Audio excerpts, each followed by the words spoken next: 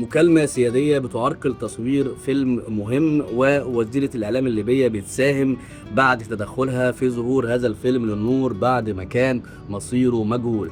فأحكي لك حكايتنا النهاردة عن فيلم ناصر 56 اللي جسد فيه أحمد زكي شخصية الرئيس الأسبق جمال عبد الناصر. بتبدأ الحكاية لما رئيس قطاع الإنتاج الأستاذ ممدوح الليثي بيجتمع هو والسيناريست والكاتب محفوظ عبد الرحمن والمخرج هاني لاشين، وبيتفقوا على مشروع ان هم يعملوا سهرات دراميه، كل سهرة تتكلم عن شخصية عامة، يعني يوم في حياة عبد الناصر، يوم في حياة أم كلثوم، يوم في حياة سيد درويش، وهكذا يعني. وكان بيشتغل على الموضوع ده المخرج هاني لاشين، هو اللي يخرجه يعني. وبعد كده انضم ليهم الأستاذ محمد فاضل، وبسبب غير معلن يعني اعتذر المخرج هاني لاشين، وبقى المشروع قائم على الأستاذ المخرج محمد فاضل. وبعدين اقترح على الأستاذ ممدوح الليثي، قال له ليه نعمل سهرة درامية؟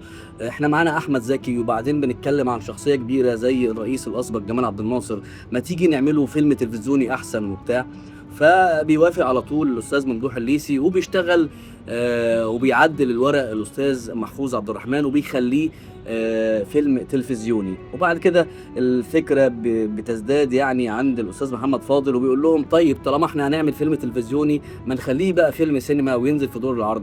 وبيوافق الاستاذ ممدوح الليثي بعد ما خد اذن من وزير الاعلام ساعتها صفوت الشريف، وبيبتدوا يصوروا الفيلم بعد طبعا الترشيحات، وبعد ما اتفقوا مع كل الناس. وبالمناسبه هنا كان اجر احمد زكي في السينما في التوقيت ده يعني كان بياخد في الفيلم 750 الف جنيه. فيلم ناصر 56 مضى الفيلم على 120 الف جنيه، وكان احمد زكي ما بيعرفش يصور فيلمين في وقت واحد، ففرغ نفسه للحكايه دي، والفيلم قعد اكتر من سنتين يتحضر ويتصور. فكان احمد زكي متعطل جدا، وكان كل شويه يروح التلفزيون ويقول لهم الفيلم اتوقف ليه، الفيلم مش عايز يشتغل ليه، الفيلم ما بيخلصش ليه.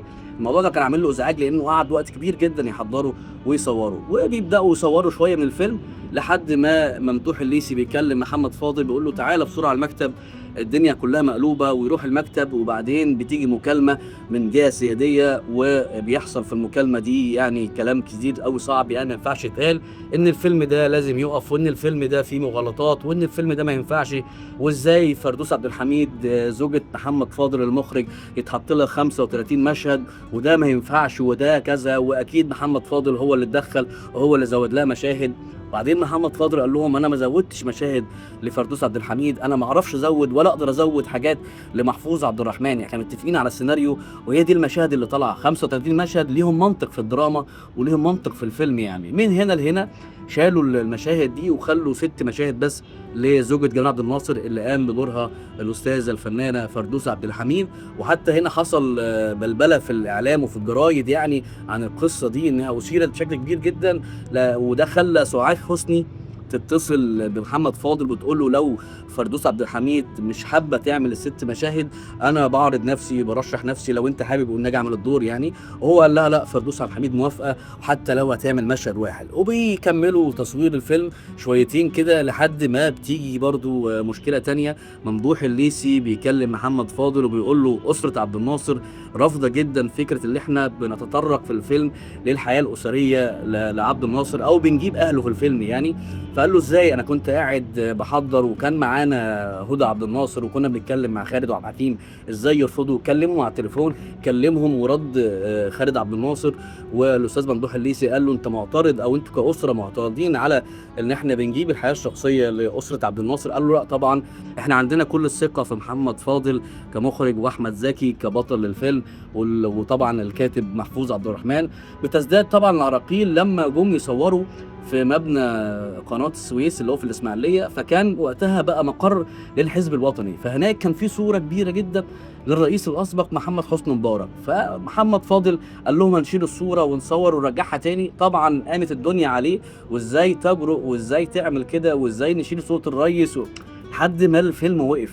وبعدين بعتوا للرئيس الاسبق محمد حسني مبارك وعرضوا عليه المشكله، والراجل ضحك جدا وقال لهم طبعا يعني 56 دي انا ما كنتش موجود، يعني شيلوا الصوره وصوروا الفيلم طبعا يعني. وصوروا الفيلم. وهنا اقترح المخرج محمد فاضل ان الفيلم يكون ابيض واسود، وكان عنده فلسفة ومنطق وقتها في الحتة دي، ان هو كل الناس ما شافتش عبد الناصر بالالوان. عبد الناصر كان من 56 ل 70، كان ساعتها التلفزيون او الجرايد ابيض واسود، ما عدا طبعا المجلات يعني. خلينا نعمل الطابع الابيض واسود ده علشان نبقى اكثر مصداقيه والناس تبقى عايشه في مود الحقبه الزمنيه اللي احنا بنتكلم فيها يعني. وبيخلصوا الفيلم طبعا، وبيروح محمد فاضل لمدير المعامل وبيقول له احنا عايزين نخلي الفيلم ابيض واسود. فالراجل بيحول مكنه من الوان لتكنيكال تاني علشان تطلع النسخه ابيض واسود، وما بتطلعش احسن حاجه. فبيضطروا طبعا يسافروا لندن، وهنا طبعا التلفزيون كان اللي بينتج فلازم يكون فيه استرليني عشان النسخه وحاجات زي كده. وبيسافروا مع المونتير كمال ابو العلا علشان يحمضوا الفيلم هناك ويمكسجوه. وبعد كده الفيلم انتهى من المونتاج والمكساج سنة 95. التحضير ده كان بادئ طبعا من سنة 93. وطبعا فوجئوا بوزير الإعلام بيقول لهم الفيلم هيتعرض في مهرجان الإذاعة والتلفزيون، والمهرجان ده ما كانش موجود، كان توقف سنين طويلة. واللي قعدوا تاني صفوت الشريف وزير الإعلام، فقال لهم احنا هنفتح المهرجان بفيلم ناصر 56. كان ساعتها المخرج محمد فاضل سافر علشان يعمل عملية قلب مفتوح في لندن، وكلم صفوت الشريف وقال له انا مش موجود والفيلم ده يعني ما ينفعش يتعرض في مهرجان في الاول، خليه الاول ينزل دور العرض وبعد كده وبقى نعرضه في اي مهرجان تاني. بيرفض جدا صفوت الشريف وبيقول له الفيلم هيتعرض في المهرجان. فمحمد فاضل بيوافق، بيقول له طب يتعرض في المهرجان، ولما انا اقوم من العمليه اعيد تاني ميكساج هذا الفيلم لان فيه شويه مشاكل، وبيوعدوا صفوت الشريف ان ده يتحقق. وفعلا ده حصل. اول ما الفيلم اتعرض في المهرجان وخلص، بعتوا النسخ كلها مع كمال ابو العلا المونتير وراحوا لندن هناك يعملوا ميكساج تاني للفيلم. والفيلم لما رجع مفترض بقى هنا ينزل بقى دور العرض وينزل في السينما، اتحط في الدرج لسبب برضو غير يعني معلن يعني تماما، يعني ان الفيلم مصيره كده خلاص في المجهول، ومحدش كان فاهم حاجه ولا عارف حاجه وقتها، لحد ما جت وزيره الاعلام الليبيه وقالت احنا في ليبيا حابين وعاوزين نشتري الفيلم بايا كان الرقم علشان نذيعه عندنا في ليبيا.